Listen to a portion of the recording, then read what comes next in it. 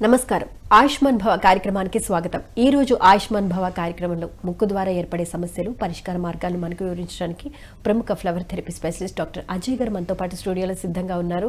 వారిని అడిగే మరిన్ని విషయాలు తెలుసుకుందాం. అదేవిధంగా డాక్టర్ గారితో మీరు మాట్లాడాలి అనుకుంటే స్క్రీన్ మీద స్క్రోల్ అవుతున్న నెంబర్కి కాల్ చేసి మాట్లాడగలరు. డాక్టర్ గారు నమస్కారం. ఆయుష్మాన్ భవ కార్యక్రమానికి స్వాగతం.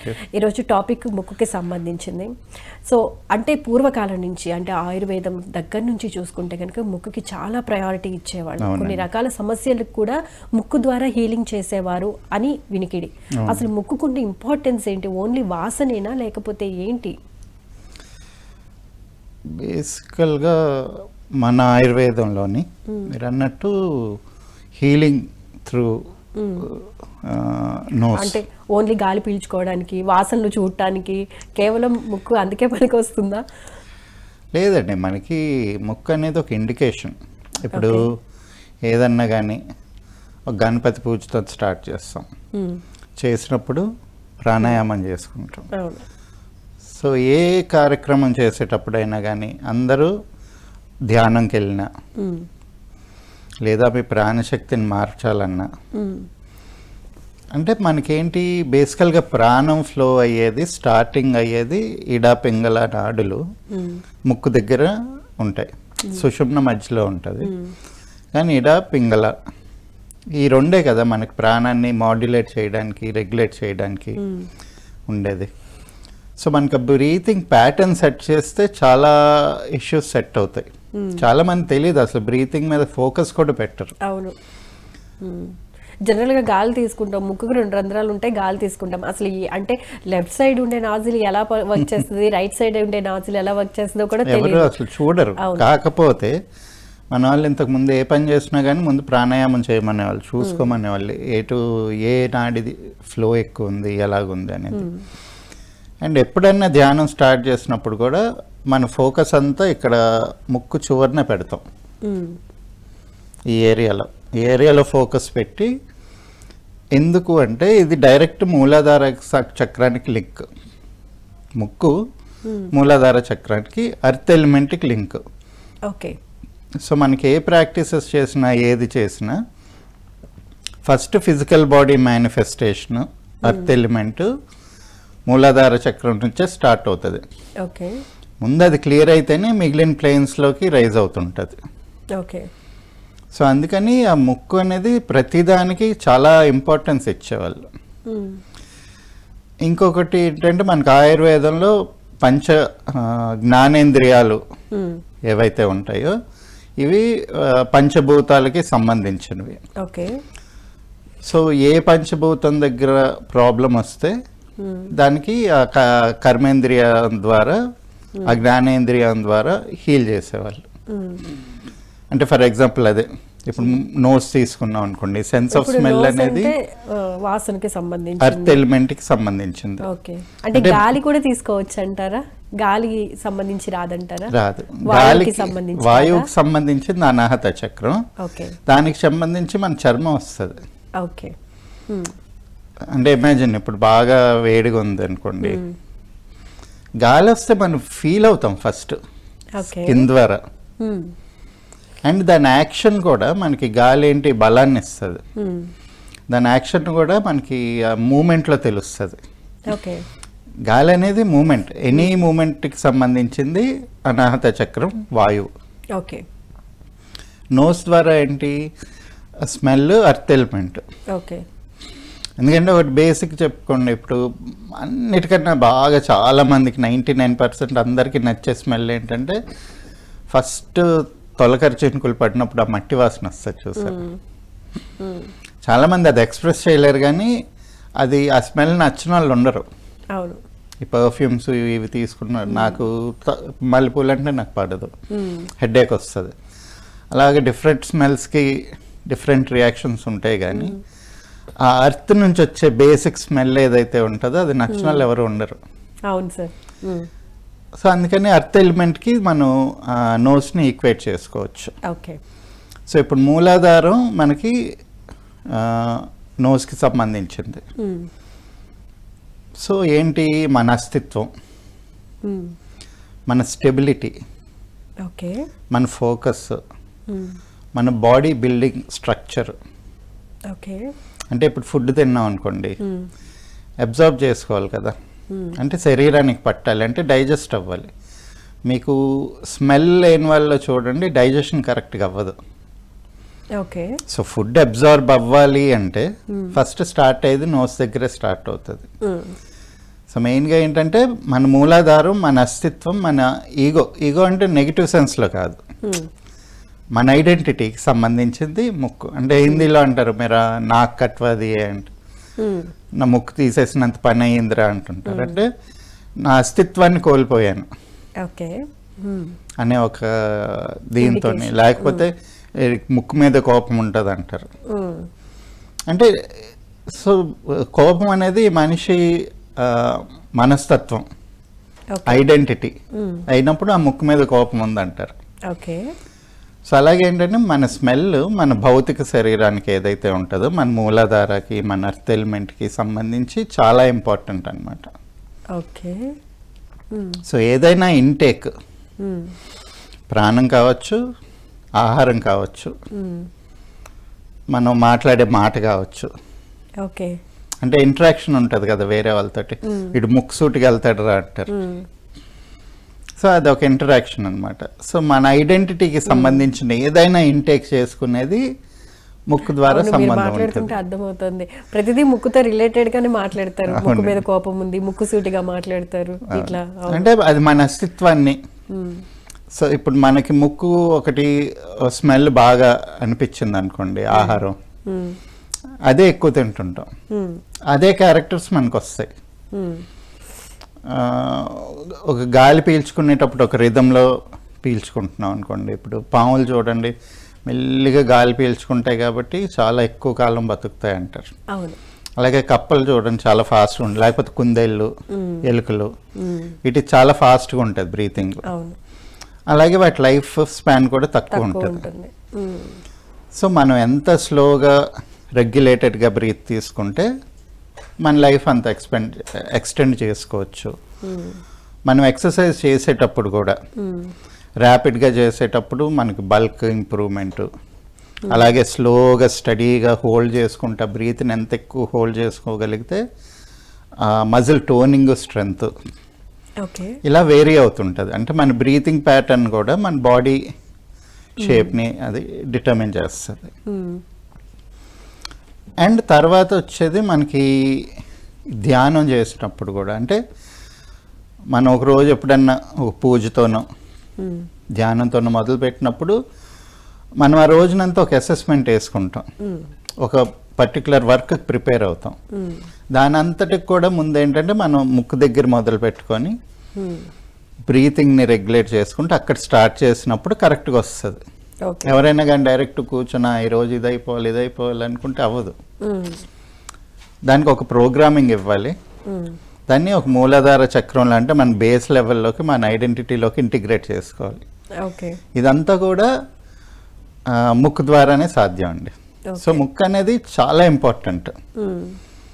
ఈవెన్ మనకి మృత్యుంజయ మంత్రం ఉంది, బేసిక్ మంత్రం. దానిలో కూడా సుగంధిం పుష్టివర్ధనం, అంటే మంచి పర్ఫ్యూమ్, మంచి స్మెల్ ఇవ్వు, మంచి శరీరాన్ని ఇవ్వు అనే మీనింగ్తోనే వస్తుంది. సో ఇలాగే చాలా విశిష్టత ఉంది ముక్కులకి. కాకపోతే ఏంటంటే రాను పట్టించుకోకుండా, ఇంతకుముందు ఏంటి జలుబు వచ్చినా లేకపోతే దగ్గు వచ్చినా తుమ్మేవాళ్ళు, లేకపోతే చీమిడంతా పట్టేసి ఉంటే చీదేవాళ్ళు, ముక్కుని మాత్రం క్లియర్గా ఉంచుకునేవాళ్ళు. ఇవాళ రేపు అది బాగా స్టైల్ అయిపోయి, అంటే మన నోస్ నేచురల్ క్యావిటీస్ని మనం మెయింటైన్ చేసుకోవట్లేదు. ముక్కు అంటే ఏంటి, జస్ట్ గాలి పీల్చడానికి ఒక 2 రంధ్రాలు, ఇందాక మీరు చెప్పారు కదా. సో అలాగే ఉండిపోయింది.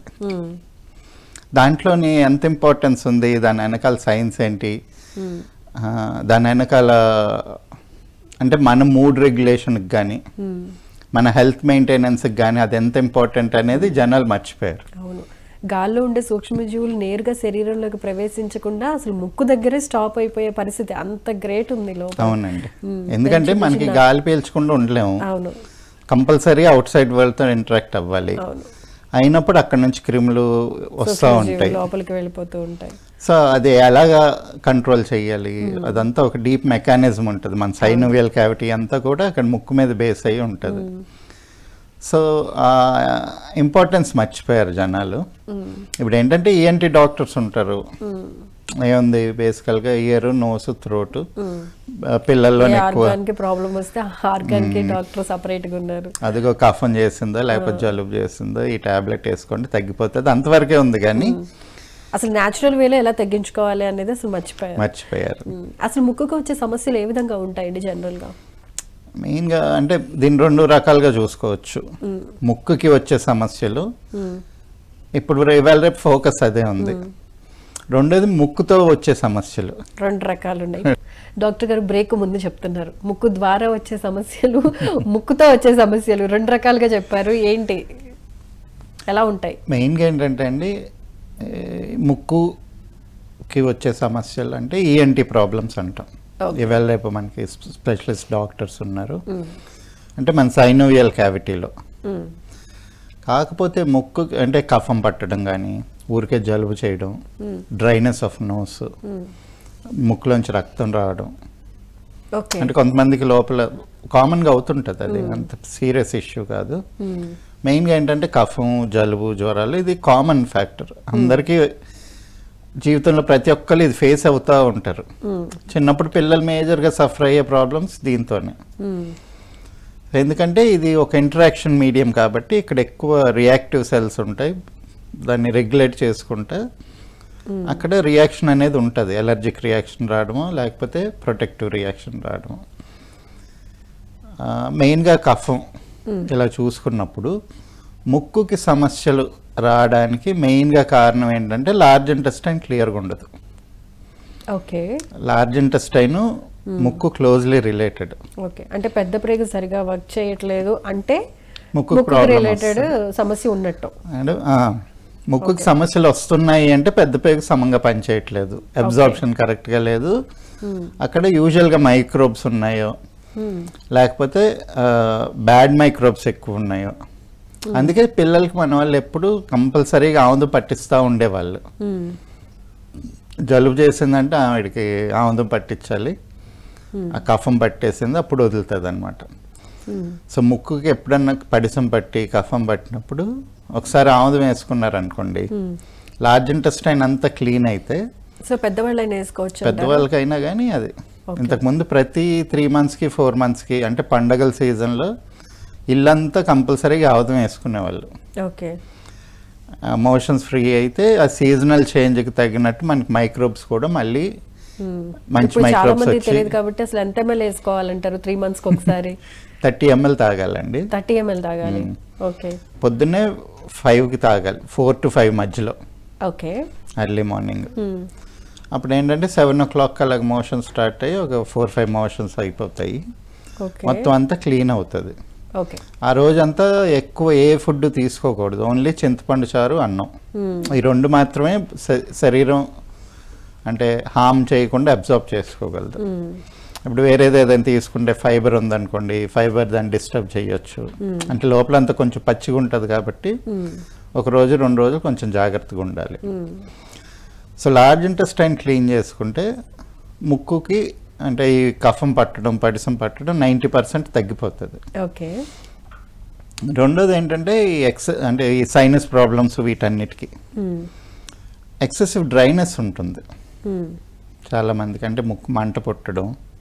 ఓకే, అంటే సైనస్ క్యావిటీ ఏంటంటే ఆ లిక్విడ్ ఫ్లో ఉండకుండా డ్రై అయిపోతుంది అనమాట. వీళ్ళకి ఏంటంటే బ్లడ్ వెజల్స్ కొంచెం బర్స్ట్ అయ్యి బ్లీడింగ్ అవ్వడం ఇలాంటివి అవుతూ ఉంటుంది, లేకపోతే పడుకున్నప్పుడు గురక రావడం, ఓకే, ఇవన్నీ సమస్యలు ఉంటాయి. దీనికి ఏం చేయాలంటే ముక్కులో కంపల్సరీగా మాయిశ్చర్ మెయింటైన్ చేయడానికి ముక్కులో నెయ్యి వేసుకోవాలి. ముక్కులో నెయ్యి వేసుకుంటే ఈవెన్ హెయిర్ ఫాల్ కూడా కంట్రోల్ అవుతుంది. ఓకే, అండ్ ఇంకొకటి ఏంటంటే సైట్ ఇంప్రూవ్ అవుతుంది. ఓకే, ఇవన్నీ క్యావిటీకి సంబంధించింది కదా. ఓకే, అంటే మన సైనస్ క్యావిటీకి చెవులు, కళ్ళు, ముక్కు థ్రోట్ ఇవన్నీ కూడా లింక్డ్. వీటన్నిటి కూడా ముక్కు బాగా యాక్టివ్ అన్నిట్లోకి. సో అందుకని దానిలో ఎప్పుడు కూడా మాయిశ్చర్ కంటెంట్ క్లియర్గా ఉండేటట్టు ఇంతకుముందు కంపల్సరీగా నెయ్యి వేస్తూ ఉండేవాళ్ళు రెగ్యులర్గా, ఆవు నెయ్యి 2 ముక్కుల్లోనే. ఎక్కువ చిన్న పిల్లల్లో చూస్తూ ఉంటామండి. అవునండి, చిన్నపిల్లలకి ఎక్కువగా వేస్తూ ఉంటాం స్నానానికి ముందు. పిల్లలకి కంపల్సరీగా ఒళ్ళంతా నలుగు పెట్టి ముక్కుల్లో చెవుల్లో ముక్కుల్లో ఖచ్చితంగా నెయ్యి కానీ లేకపోతే ఆముదం కానీ వేసేవాళ్ళు. ఇంకా క్లియర్ గా తెలుసుకుందాం అండి. కాలర్ లైన్ లో ఉన్నారు. హలో హలో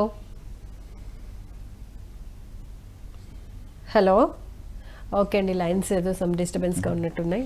ఓకే, సో ముక్కుకి సంబంధించిన సమస్యలు రాకుండా ఉండాలంటే కనుక ఖచ్చితంగా ఆముదం వేసుకోవాలి.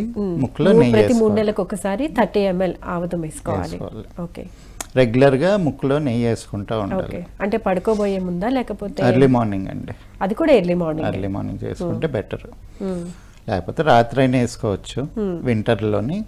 సమ్మర్లో ఆ టైంలో ఎర్లీ మార్నింగ్ వేసుకుంటే బెటర్.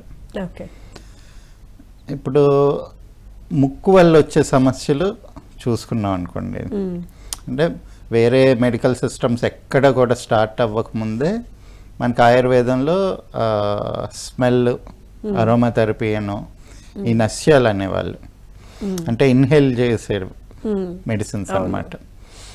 అంటే ఇప్పుడు ఏంటంటే ఓన్లీ ఆ పొగాకు ఇది ఉంటుంది కదా పొడి, ముక్కు పొడి అంటారు, దాని వరకే పరిమితం అయ్యింది. కానీ ఇనిషియల్గా అది కాదు.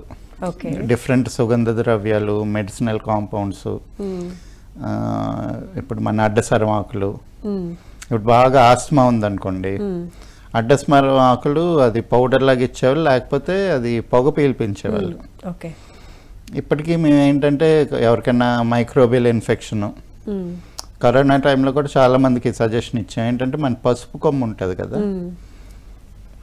అది కాల్చి డైరెక్ట్గా పసుపుని అని ఆ పొగని ఇన్హేల్ చేసినప్పుడు ఆ మైక్రోబియల్ యాక్టివిటీని మనం కంట్రోల్ చేయొచ్చు. అలాగా అంటే చాలామంది ఇప్పుడు ఏమి డిస్కోర్స్ ఇస్తారంటే వీళ్ళు సాంబ్రాణి ఇవన్నీ కూడా మైక్రోబ్స్ని చంపడానికి పెట్టేవాళ్ళు అని అనుకుంటారు, కానీ రూట్ కాజ్ అది కాదు. ఓకే, అదేంటో తెలుసుకుందామండి కాలర్తో మాట్లాడిన తర్వాత. హలో మేడం, నమస్తే మేడం. నమస్తే అండి, మీ పేరు ఎక్కడి నుంచి మాట్లాడుతున్నారు? మా పేరు అశోక్ రెడ్డి మేడం, వనపర్తి. అశోక్ గారు చెప్పండి, ప్రాబ్లం ఏంటో, ఏం తెలుసుకోవాలి? ఏం లేదు మేడం, మా మేడానికి అదే సైనసైటిస్ ఉంది మేడం. తెల్లవారుజామున ఒక తుమ్ములు వస్తాయి. కొద్దిగా చలికి పడుకున్నా కానీ ఇంట్లో పడుకున్నా కానీ తెల్లవారుజామున వస్తా ఎక్కువ అదే తుమ్ములు బాగా వస్తాయి నాకు, మన నీరు కాస్తుంది ముక్కులోకి. ఓకే, ఎప్పటి నుంచి ఉందండి ఈ ప్రాబ్లము? ఈ దగ్గర 6-7 సంవత్సరాల నుంచి ఉంది మేడం. ఓకే, మరి ట్రీట్మెంట్ ఏమైనా తీసుకున్నారా? ట్రీట్మెంట్ హోమియో తీసుకుంటున్నాం మేడం. హోమియో తీసుకున్నప్పుడు కొంత తగ్గుతుంది, మళ్ళీ ఒక్కోసారి పడక మళ్ళీ ఇదైతుంది. ఓకే అండి, ఎర్లీ మార్నింగ్ టైంలో తుమ్ములు ఎక్కువగా వస్తున్నాయి అంతేనా అండి? తుమ్ములు వస్తుంది, కొద్దిగా వేడున్న తుమ్ములు వస్తాయి, కొద్దిగా చలి ఉన్న తుమ్ములు వస్తాయి. ఓకే అండి, డాక్టర్ గారు చెప్తారు వినండి. నమస్తే అండి, ఏజ్ ఎంత ఉంటుందండి ఆవిడది?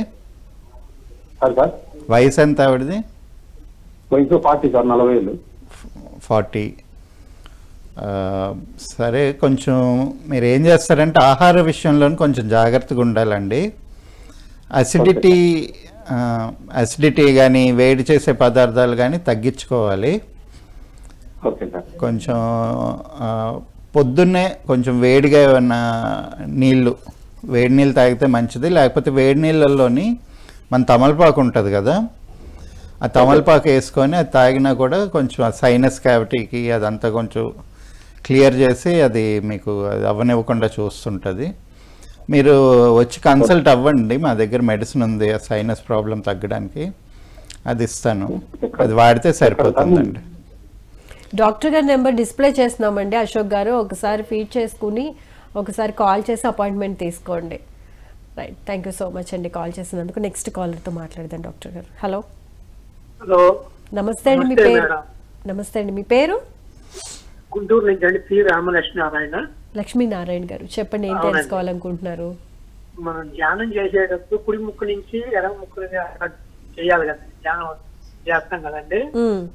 ఒకసారి ఎడమ ముక్కు నుంచి కుడి ముక్కుకి వస్తుందంటే గాలి. ఓకే. అది అట్లా ఎందుకని వస్తుంది? అది అట్లా చేసినప్పుడు గొంతు దగ్గరకు వచ్చేటప్పుడు కల్లా ఆగినట్టుగా ఉంటుంది, స్లో అవుతుందండి. ఓకే.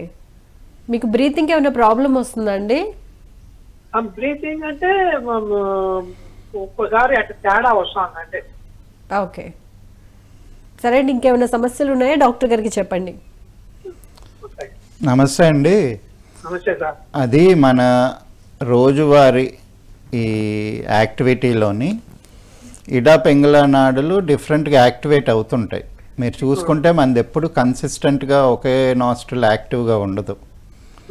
కొంత టైంని బట్టి ప్రతి గంటకి గడియ అనేది మనకి ఇడా పింగళ నాడులు మారే టైంని బట్టే వచ్చింది. గడియకి మారుతూ ఉంటుంది. ఫస్ట్ కొన్నిసార్లు కొంచెం అంటే లెఫ్ట్ యాక్టివ్గా ఉంటుంది. మనకి లెఫ్ట్ నాస్ట్రిల్ యాక్టివ్గా ఉన్నప్పుడు ఎక్కువ మెంటల్గా యాక్టివిటీస్ చేసుకోవాలి.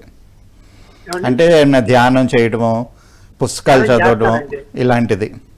రైట్ నాస్ట్రిల్ యాక్టివ్గా ఉన్నప్పుడు ఫిజికల్ యాక్టివిటీ చేసుకోవాలి. సో అదేంటంటే ఆటోమేటిక్గా మారుతుంటుంది అన్నమాట.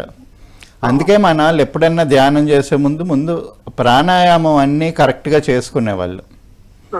ఏంటి, లెఫ్ట్ నాస్ట్రిల్ నుంచి స్టార్ట్ చేసి రైట్ చేసి ఆ 2 నాస్ట్రిల్స్ నుంచి కరెక్ట్గా బ్రీత్ ఈక్వల్గా ఫ్లో అయినప్పుడే ధ్యానంలోకి వెళ్తాం. అప్పుడే సుషుమ్న నాడిలోకి ఎంటర్ అవుతుంది. అప్పటిదాకా అవ్వదు. మనం అంతా అదేంటంటే ప్రయాస చేసుకోవడమే. సో అందుకని ముందు మీరు మీ బ్రీతింగ్ మీద కాన్సన్ట్రేషన్ ఫోకస్ పెట్టుకోండి. అది ఎలాగ మూవ్ అవుతుందో చూసుకోండి. దాన్ని బట్టి ఉంటుంది. ముందైతే ప్రాణాయామం చెయ్యండి, దాంతో ఇది రెక్టిఫై అవుతుంది. ఇప్పుడు ఇదివరకంటే సహస్రారం ఓపెన్ అయ్యేదండి. హలో చెప్పండి. ఇంతకు ముందు సహస్రారం ఓపెన్ అయ్యేదండి. అసలు ఈ మధ్య అసలు ధ్యానం చేస్తున్నా కూడా సహస్రారం ఓపెనింగ్ ఆపలేదండి. అది అంటే టీవీలో చెప్పలేండి. అది డాక్టర్ గారి నెంబర్ డిస్ప్లే చేస్తున్నాం కదండి, ఒకసారి తర్వాత మాట్లాడండి. డాక్టర్ గారికి కాల్ చేసి అపాయింట్మెంట్ తీసుకొని మీకున్న ప్రాబ్లమ్ ని క్లియర్ గా ఎక్స్ప్లెయిన్ చేయండి. లేకపోతే వీలైతే ఒకసారి కన్సల్ట్ అవ్వండి. Right, thank you so much అండి కాల్ చేసినందుకు. నెక్స్ట్ కాలర్ తో మాట్లాడదాం డాక్టర్ గారు. హలో హలో నమస్తే అండి. మీ పేరు, ఎక్కడి నుంచి మాట్లాడుతున్నారు? అది ఎన్టీఆర్ జిల్లా రామరెడ్డిపల్లి గ్రామం అండి. చెప్పండి, మీ పేరు చెప్పండి ఫస్ట్. పౌర్ణ చంద్రశేఖరరావు. చంద్రశేఖర్ గారు, చెప్పండి ప్రాబ్లం ఏంటో డాక్టర్ గారికి. సోరియాసిస్ ఉందండి. సోరియాసిస్ ఉంది, ఓకే అండి. ఎప్పటి నుంచి అండి? ఇప్పుడు 10 సంవత్సరాల నుంచి అండి. కాళ్ళ మీదనా లేకపోతే శరీరంలో వేరే భాగాల మీద వచ్చిందా? ఓన్లీ పాదాల చుట్టూనే పగులుద్ది. జిత్రామైసిన్ టాబ్లెట్లు వేసుకుంటే పోతుంది. లేదులేండి, మన దగ్గర సోరియాసిస్కి ఒక మెడిసిన్ ఉంది. మీరు ఆ నెంబర్ తీసుకొని నాకు కాంటాక్ట్ చేయండి, మెడిసిన్ ఇస్తాను. అది తగ్గుతుంది. మెయిన్గా సోరియాసిస్ ఉన్నప్పుడు ఏంటంటే ఎలర్జీ చేసే పదార్థాలు ఏవి తినొద్దు. వంకాయ అలాంటివి, కోడిగుడ్డు, వంకాయ అలాంటివి. రెండోది ఏంటంటే కొంచెం మానసికంగా ప్రశాంతంగా ఉండాలి. చిరాకు తగ్గించుకోండి. ఓవర్ క్లీన్లీనెస్ వల్ల సోరియాసిస్ ఎక్కువ అవుతుంది. స్నానాలు ఎక్కువ చేయడం కానీ, ఎక్కువ చేతులు కాళ్ళు కడగడం అలాంటివి చెయ్యొద్దు. మీరు వచ్చి కన్సల్ట్ అవ్వండి, మెడిసిన్ ఇస్తాను, తగ్గిపోతుంది. రైట్ అండి, థ్యాంక్ యూ సో మచ్ అండి కాల్ చేసినందుకు. నెక్స్ట్ కాలర్తో మాట్లాడదాం డాక్టర్ గారు. హలో హలో లైన్లో ఉన్నారు, మాట్లాడండి. హలో ఉన్నామండి. హలో, మీ పేరు, ఎక్కడి నుంచి మాట్లాడుతున్నారు? నెల్లూరు సుబ్రహ్మణ్యం, నెల్లూరు నుంచి. సుబ్రహ్మణ్యం గారు, ఏం తెలుసుకోవాలనుకుంటున్నారు? నాకు పిస్టులా ప్రాబ్లం అండి. ఒకసారి ఆపరేషన్ సర్జరీ కూడా జరిగింది. పిస్టులా ప్రాబ్లం కండి? సర్జరీ చేసిండి ఒకసారి. ఓకే. చేస్తే ఏమైందంటే అది మళ్ళా ఒక 1 year 1.5 year తర్వాత మళ్ళా వచ్చింది. ఓకే. మళ్ళా స్టార్ట్ అయితే అప్పుడు కొన్ని రోజులు నేను ఆయుర్వేదిక్ వాడినండి. ఆయుర్వేదిక్ మందులు 5-6 నెలలు తగ్గల. మళ్ళా అంటే మళ్ళా హోమియోపతి వాడినా. అంటే నేను డైట్ నేను అప్పుడు ఫస్ట్ నేను డైట్ ఎట్లా ఉన్నానో అలాగనే ఉంది, కానీ ఇవన్నీ వాడినా కూడా తగ్గుకొచ్చిందండి పూర్తిగా. ఓకే అండి.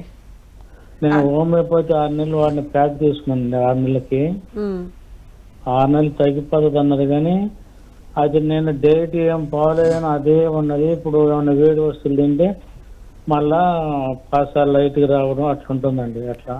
ఓకే. మీరు అంటే చక్కగా నిద్రపోతూ ఉంటారా 7 hours 8 hours కంప్లీట్గా? నిద్రపోతుంటానండి.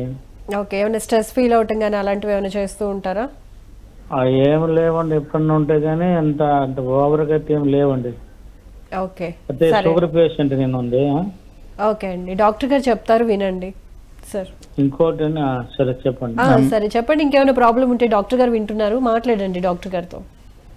ఇంకోటి అండి, ఇప్పుడు ఇక్కడ గుడివాడలో ఇది హోమియోపతి అని మొబైల్ హాస్పిటల్ ఉన్నాను, హోమియోపతి. ఓకే. అక్కడ ఇస్తారంట కదండి, రీసెర్చ్ సెంటర్ ఉందంట కదా. ఓకే. అది మాకు వేరే వాళ్ళు కూడా చెప్పారు. అట్లా నేను ఇప్పుడు టీవీలో చూసి ఫోన్ చేస్తున్నాను మీకు.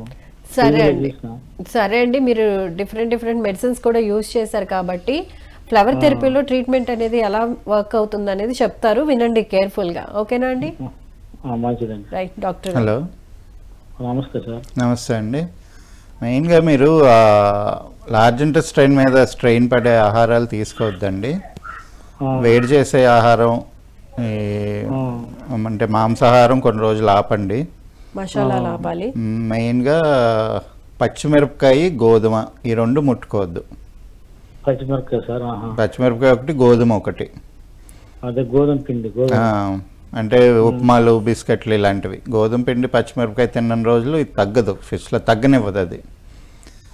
రెండోది ఏంటంటే ఆముదం వేసుకోండి రెగ్యులర్గా 3 నెలలకు ఒకసారి. ఎందుకంటే లార్జ్ ఇంటెస్టైన్లోని మనకి పడని బ్యాక్టీరియా ఏదైనా ఉన్నా కానీ దాన్ని తీసేస్తుంది.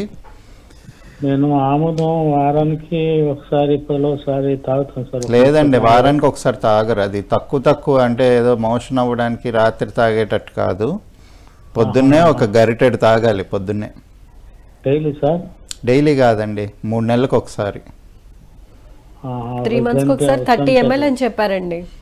ఒకవేళ మీకు గరిటెతో మీకు కొలతలు సరిగ్గా తెలియకపోతే కనుక 30 ml పెట్టుకుని తాగండి. ముందు మోషన్ అనేది ఫ్రీగా అయిపోతే మీకు ఆటోమేటిక్గా ప్రాబ్లం అనేది కూడా తగ్గిపోతూ వస్తుంది. కొంచెం లైఫ్ స్టైల్ చేంజ్ చేసుకోండి అండ్ వేడి చేసే పదార్థాలను తినకుండా ఉంటే మంచిది. Right, thank you so much అండి కాల్ చేసినందుకు. నెక్స్ట్ కాలర్తో మాట్లాడదాం డాక్టర్ గారు. హలో. హలో. హలో, నమస్తే అండి, మీ పేరు, ఎక్కడి నుంచి మాట్లాడుతున్నారు? నా పేరు లక్ష్మి అండి. లక్ష్మి గారు, ఏం తెలుసుకోవాలనుకుంటున్నారు? అది పెయిన్స్ అండి. కొంచెం గట్టిగా మాట్లాడరా లక్ష్మి గారు? పెయిన్స్ అండి, ముక్కు దూరం వంకరగా ఉందన్నారండి. ఇంకొకసారి చెప్పండి. పెయిన్స్ అండి, body pains. Body pains. Okay. ముక్కు దూరం వంకరగా ఉందన్నారండి. అలర్జీ ఉందండి. సెప్టల్ డీవియేషన్ అన్నారండి? ఏంటి? సెప్టల్ డీవియేషన్ కదా. నోసు అదే అదేలేండి. వయసు ఎంత అండి? నాది 37 సార్. 37కే బాడీ పెయిన్స్ అంటే జాయింట్ పెయిన్స్ వస్తున్నాయా? కండరాలు, కీలు నొప్పులు సార్.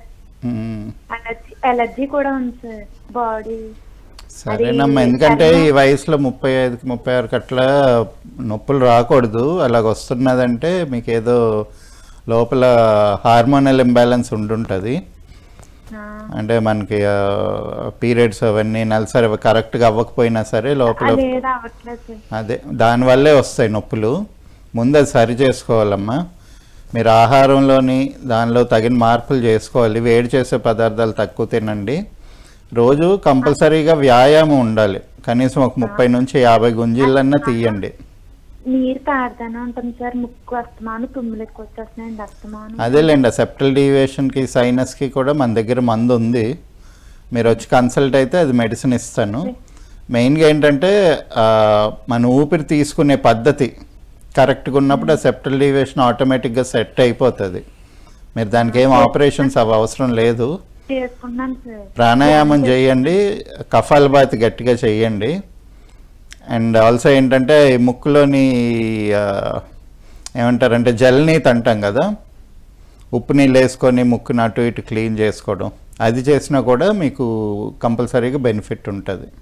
డాక్టర్ గారు, ఇప్పుడు కొన్ని రకాల సువాసనల ద్వారా కూడా అనారోగ్య సమస్యలు నయం చేయవచ్చా? అలాంటివి ఏముంటాయి జనరల్గా? మెయిన్గా మనకి అంటే ఎమోషనల్ ఇష్యూస్. ఓకే. అంటే బేసిక్గా ఎలా చూస్తా అంటే వాడికి ఏదో దెయ్యం పట్టిందిరా అన్నప్పుడు ముందు చుట్టూతో ధూపం వేసి సాంబ్రాన్ వేసి, ఓకే, ఇంట్లో సాయంత్రం మనకి ఏమని చెప్పి ధూపం వేపిస్తారు. ఇంట్లో ఏమన్నా గాలి ధూళి ఏమన్నా ఉన్నా కూడా వెళ్ళిపోతుంది, దేవుడి దగ్గర ఒక పవిత్రమైన వాతావరణం ఉంటుంది, అక్కడ ఉన్న ఈవిల్ని తరిమేస్తుంది అని చెప్పి ధూపం తరిమేయడానికి. సో నెగిటివ్ అంటే ఏంటి? ఇప్పుడు ఒక సిచ్యువేషన్ ఒకలాగా ఉంది, ఒక రూమ్లో ఒక డార్క్గా డల్గా ఉంది. ఇప్పుడు శ్మశానం దగ్గర కూర్చోగానే మనకి భయం ఎందుకు వేస్తుంది? ఓకే. అంటే అక్కడ ఒక సిచ్యువేషన్ అలాగ ఉంటుంది, అక్కడ స్మెల్ కానీ, అక్కడ గ్లూమీ అట్మాస్ఫియర్ కానీ, అక్కడ పక్కన వచ్చే ఏడుపులు కానీ. అలాగే మన ఇంటిలో కూడా అంటే మనం శుద్ధం చేసుకోకుండా, లేకపోతే గాలి వెలుతురు రానివ్వకుండా అలాగ ఉంచినప్పుడు ఒక కైండ్ ఆఫ్ డల్నెస్ని అది డిసెండ్ చేస్తుంది. అంటే మన మానసికంగా కూడా ఎంత యాక్టివ్గా ఉండి ఎంత మంచి పని చేయాలనుకున్నా కానీ అక్కడ ఒక సిచ్యువేషన్ కరెక్ట్గా లేదనుకోండి, మనం అది చేయలేం. నెగిటివ్ థాట్స్ వస్తుంటాయి. అంటే మన ఐడెంటిటీ మన చెయ్యాలనుకునే, అంటే మనకు అవసరమైంది అయిన పని కూడా మనం చెయ్యం.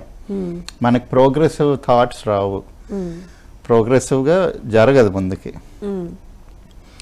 అలాంటప్పుడు ఏంటి, ఈ సువాసనలు అంటే సువాసనలనే కాదు, కొన్ని ఉండే డిఫరెంట్ పర్పసెస్కి డిఫరెంట్ వాడేవాళ్ళు. మెయిన్గా మనకి ఏంటంటే కంపల్సరీగా రకాల సువాసనలు కూడా భావోద్వేగాల మీద కంట్రోల్ చేస్తాయి, కంపల్సరీగా పనిచేస్తుంది. ఇప్పుడు లేడీస్కి యూజువల్ నైట్ టైం మల్లెపూలు, అదొక రకమైన మత్తు, అదొక రకమైన ఆహ్లాదాన్ని క్రియేట్ చేస్తుంది. అలాగే ఇప్పుడు మనకి పూజ చేసేటప్పుడు ఈ సాంబ్రాణి,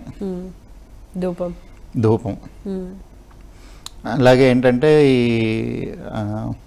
చర్చ్ ఇక్కడ ఏంటంటే ఇన్సెన్స్ వాడేవాళ్ళు, అగారు, ఇన్సెన్స్, చందనం, ఎర్ర చందనం. మనకి ఏంటంటే అష్టగంధ లేపనం లేకపోతే అష్టగంధం అనేవాళ్ళు. అంటే 8 డిఫరెంట్ కైండ్స్ ఆఫ్ ఇవి కలిపి ఒక ధూపం కింద చేసి కంపల్సరీగా పూజలకి వాటికి అది వాడేవాళ్ళు అనమాట. ఏంటంటే నాగకేశ్వరాలు, మన సింధూరం, ఎర్రచందనం, శాండల్వుడ్, ఇలాగే అండ్ గుగ్గులు, ఇలాగ డిఫరెంట్ స్మెల్స్ ఏంటంటే డిఫరెంట్ పర్పస్, డిఫరెంట్ ఎమోషన్స్ని ఇన్వోక్ చేస్తాయి. మెయిన్గా ఈ అరోమా థెరపీ కానీ ఈ సాంబ్రాణి ఇవేవైనా కానీ మన లోపల ఉన్న ఎమోషనల్ ఆస్పెక్ట్ మీద చాలా బాగా పనిచేస్తాయండి. ఇదేంటంటే మనకి లోపల నుంచి ఒక ఫీలింగ్ రావాలన్నా లేకపోతే ఒక పని చేయాలన్నా కానీ ఈ స్మెల్ ఒక ఇండికేషన్ కింద పనిచేస్తుంది. అదే కాకుండా మన స్మెల్ రిసెప్టివ్గా ఉన్నప్పుడు, అంటే ఈవెన్ మన బాడీలోంచి వచ్చే స్మెల్ కూడా ఇట్స్ ఎన్ ఇండికేషన్. మన స్మెల్ మనకు నచ్చట్లేదు అంటే మన ఫుడ్ లోపల ఏదో కరెక్ట్గా లేదు, మన బాడీలో మలినాలు ఉన్నాయి. ఇవాళ రేపు ఏం చేస్తున్నారు, దాన్ని ఏదో డీటాక్స్ చేసుకోవడానికో అది మార్చుకోవడానికో ట్రై చేయకుండా పైనుంచి స్ట్రాంగ్ సెంట్లు అవన్నీ వేస్తున్నాం. ఇప్పుడు వీళ్ళు చెప్పే అరోమా థెరపీలో కూడా 90% రాంగ్. ఎందుకంటే కెమికల్ ఫ్లేవర్స్ లేకపోతే బాగా అంటే ఇప్పుడు ఏదో కుళ్ళు వాసన వస్తుంది, దానిపైన అత్తరు చల్లితే కొంచెం కాసేపు అత్తరు వాసన వస్తుంది కానీ ఆ కుళ్ళు వాసన కింద నుంచి పోదు కదా. ఏంటి, దాన్ని కింద నుంచి క్లీన్ చేయాలి ఫస్ట్. ఆ క్లీనింగ్ చేయకుండా ఓన్లీ జస్ట్ మాస్కింగే చేసినప్పుడు మీకు అది కరెక్ట్గా పనిచేయదు. సో మీ బాడీ ఎలా ఫంక్షన్ అవుతుంది అనేది మీకు ఫస్ట్ ఇండికేషన్ మీ నోస్ ఇస్తుంది. అంటే మన స్వేదం అంటే మన నుంచి వచ్చే చెమట వాసన మనకి ప్లీజింగ్గా ఉందా లేదా, మనకి ప్లీజింగ్గానే ఉన్నప్పుడు ఓకే ఎవ్రీథింగ్ ఈజ్ రైట్, లోపలంతా బాగానే ఉంది.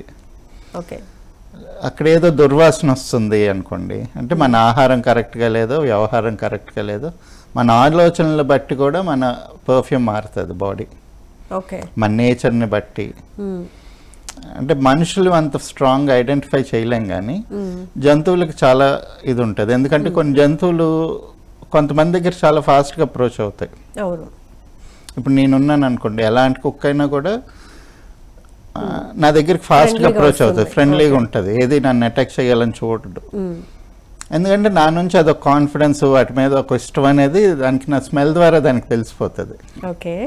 అదే పిల్లులు ఉన్నాయనుకోండి, అవన్నీ తొందరగా అట్రాక్ట్ అవ్వవు, దూరంగానే ఉంటాయి. ఓకే. నేను దగ్గరికి వెళ్ళాలనుకున్నా, ఎందుకంటే అక్కడ నుంచి వాటికి ఇండికేషన్ రాదు, ఆ స్మెల్ రాదు. ఓకే. అలాగా సో యానిమల్స్ సెన్సిటివ్గా ఉంటాయి. కాకపోతే మన నోస్ కూడా అది ఐడెంటిఫై చేసుకుంటుంది, కానీ మనం చిన్నప్పటి నుంచి ఆ ఫైన్ ట్యూన్ అయ్యి ఉండం కాబట్టి మనం అది గాజ్ చేయలేం. ఇంకొకటి ఏంటంటే మనం ఏదన్నా యాక్టివిటీ చేయాలన్నా, అంటే శుభకార్యాలు లేకపోతే ఏదన్నా ఉన్నా కూడా మనకి పురాణాల్లో వాటిలో చెప్పినట్టు ఈ డిఫరెంట్ కైండ్స్ ఆఫ్ ధూపాలు, సాంబ్రాణి, గుగ్గుళ్ళు, అంటే మెటల్వి గ్రౌండ్ నుంచి వచ్చేవి ఒక 4 ఉంటాయి, మొక్కలు గమ్ రెజిన్స్ నుంచి వచ్చేవి 4 ఉంటాయి, అలా డైరెక్ట్గా చెక్కను వాడుకొని చేసేవి ఒక 4-5 ఉంటాయి. ఓకే. ఇలా ఈ డిఫరెంట్ 18 రకాలు ఉంటాయి మనకి. వీటిని వాడుకొని మన మూడ్ని సెట్ చేసుకోవడం కానీ, మన కాన్సన్ట్రేషన్ పెంచుకోవడం, మన ఏమంటామంటే మన పని చేయడానికి ఒక ఫోకస్ని పెంచుకోవడం, ఇవన్నీ కూడా ఎలాగంటే మనకి ఒక వైద్యం అనే సిస్టమ్ నుంచి ట్రెడిషన్లోకి ఇన్కార్పొరేట్ చేస్తారు. అయితే డాక్టర్ గారు, ఇప్పుడు మనకి టైం అనేది చాలా తక్కువ ఉంది కాబట్టి ఇప్పుడు మనం అయితే ఇది 2వ భాగం కింద కంటిన్యూ చేద్దాము, ఎందుకంటే మనకి చాలా తక్కువ టైం ఉంది. అండ్ మన కాలర్స్ అడిగిన ప్రశ్నలకు కూడా చాలా చక్కటి సమాధానాలు చెప్పారు. అండ్ ముక్కుకి వచ్చే సమస్యలు, ముక్కు ద్వారా వచ్చే సమస్యలు, అసలు వాటిని ఎలా నయం చేసుకోవచ్చు, ఆ విధంగా వచ్చే సమస్యలకి ఫ్లవర్ థెరపీ ద్వారా ట్రీట్మెంట్ ఏ విధంగా ఉంటుంది అనేది మనం 2వ భాగంలో తెలుసుకుందాం డాక్టర్ గారు. Right, thank you so much అండి.